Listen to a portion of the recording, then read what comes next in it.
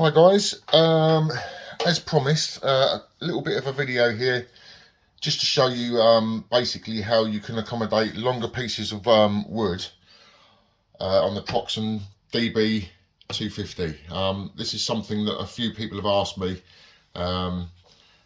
and you know, rightly so really, because when I unboxed this, to give you an idea, this is one of the yards pieces that's going to be one of the yards for my Sunny Ildefonso build. Now, as you can see, when I unbox this, I'm like, oh, how am I going to work on this?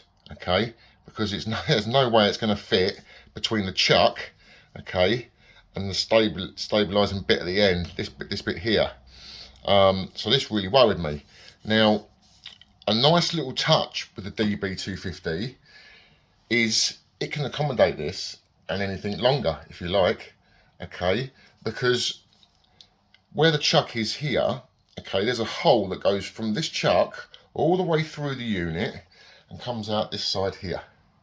Okay, so if I take out this bit here, okay, and put this into the chuck, if you keep watching, it's coming out this end. Keep watching. See it? So I can now work on this, okay, shape it, taper it. I mean, it literally took me 25 minutes to do the top sections of the mast on the mizzen the other day, just using a normal woodworker's file, having this spinning and slowly shaving and tapering the wood. But there you go, that's basically it, guys. Now this chuck doesn't come with it. This was an extra. I made sure I bought this at the same time. It wasn't a lot, it was only about £13. But the self-centering chucks are a lot better. But that is it. You know, when you first take it out of the box, you're like, well, it's tiny, how am I going to work with this? But literally, there you go. Okay, there's a hole that goes right the way through the main unit, and you can literally push your wood all the way through. So I can now, bear with me, I can now work on that length, okay? And obviously, you know, I still can't go any longer than this. So how do I work on this end? Well, it's just literally a case of pull it through, okay? And literally turn it round and work on the other end. You know, on the bigger lathes, obviously you could work on the whole length of that piece of wood in one go. Obviously on the small modelling lathes, I mean, these are specifically made for modelers. They don't take up any room, they're tiny. But, you know, it's just simply a case of turn it round, then work on the other side. A brilliant bit of kit. Someone else asked me about the speed control. You have a yellow knob down here.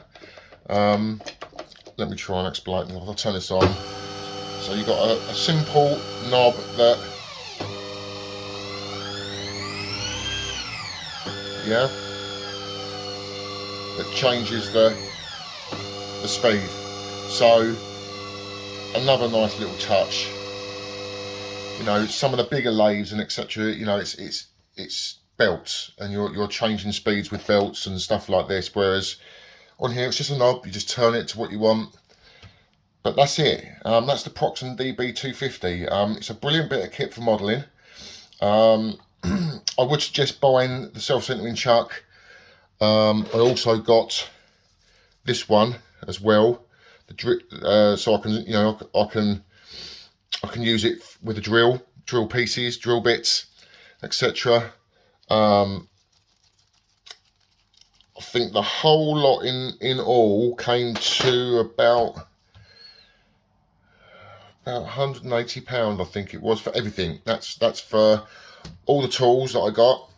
Every different type of lathe chisels here that I can use to shave and shape the wood. The self-centering chuck and the normal chuck, I think, and obviously the lathe.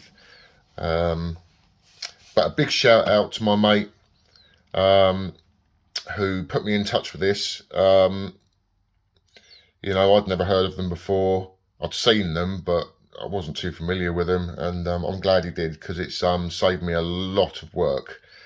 You know, so there you go. That's the Proxim DB250 and how it can accommodate pieces of wood much longer than the actual lathe itself.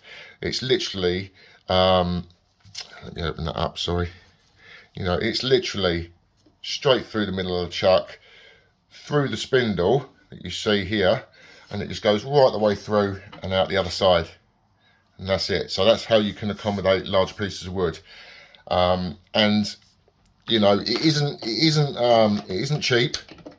It is quite an expensive piece, but when you're working with the DB250, the first thing I noticed was the quality of it.